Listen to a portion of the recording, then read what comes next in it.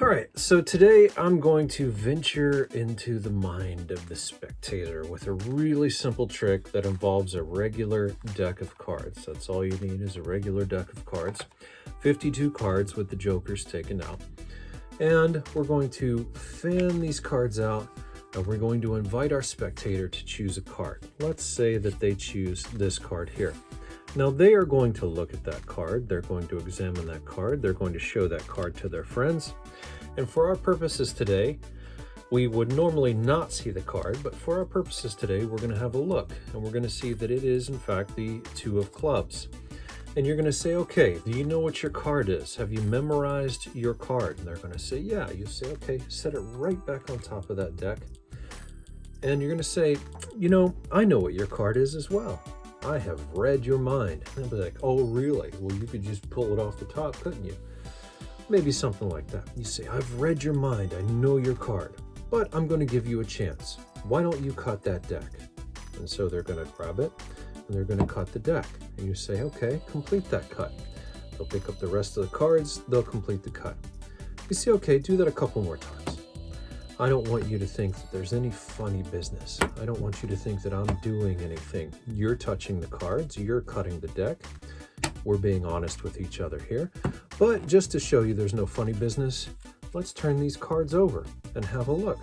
Do that a couple more times and you'll have them grab the deck, give it a cut, maybe cut it 1 or 2 more times, and you'll say, okay, well, as I said before, I know exactly what your card is and I can find it. It's lost in the deck, but I can find it. Check this out. And what you're going to do is you're going to riffle off some cards and no, not that one. No, not that one. Let's say that it is this card, the 2 of clubs. Okay, so as I said, this is a self-working card trick. It does it on its own. There is only one element of setup that you're going to need here. And if you're out performing your tricks in public, you're going to want to keep this pack on reserve in your pocket and use it maybe for your first trick or only for this trick and every trick after, however you want to do it. Because the setup here is that you need to choose one full suite of cards. It doesn't matter what it is. I like using the hearts because they are distinguishable, and line them up like so. Ace to king, king on top. You're going to line them up like so. Then you're going to ask your spectator to choose a card. Let's say that it's this card here. Preferably it would be a black card because it's more distinguishable, right? And you're going to take that black card and you're going to have them memorize it. You've got your suit set up on bottom and you have it set on top. Now you can shuffle, you can do some false cuts. The one thing that you don't want to do is you don't want to make this suit get out of order. So I'm terrible at shuffling. I'm terrible at false cuts and sleight of hand. I just enjoy doing the tricks. So I usually do a couple of different cuts and you can have them top cut as much as they like. Then you say, well, I don't want you to think that anything is funny here. So why don't we turn them this way? That way you can actually see the cards and you'll see that they don't have anything funny going on. And what you're going to want to do is look for that suit. See, my first cut here is the 5 of hearts. This wooden table is not easy to work on, is the 5 of hearts. So when I see a heart, preferably a smaller number, I'm going to say, okay, now I know your card. I have learned your card.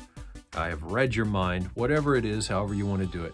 And then you're going to riffle off 4, because as we saw the 5 of hearts, their card is going to be in 5th position.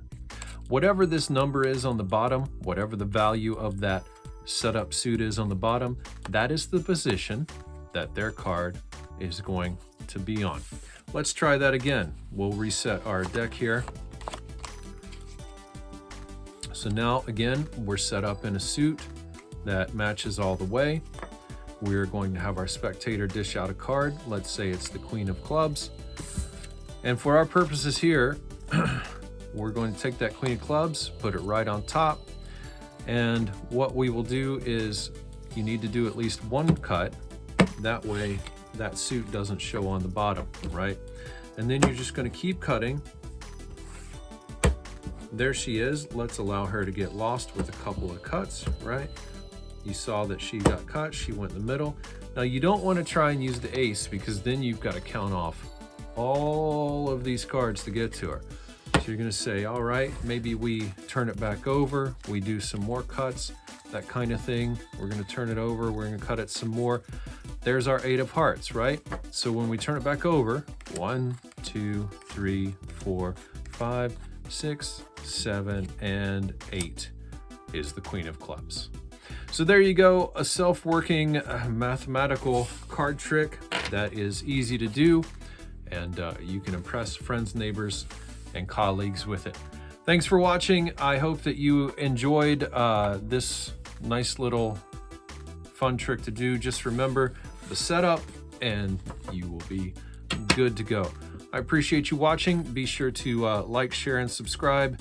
And I appreciate you for everything that you have done for me. And I hope that you have a fantastic day.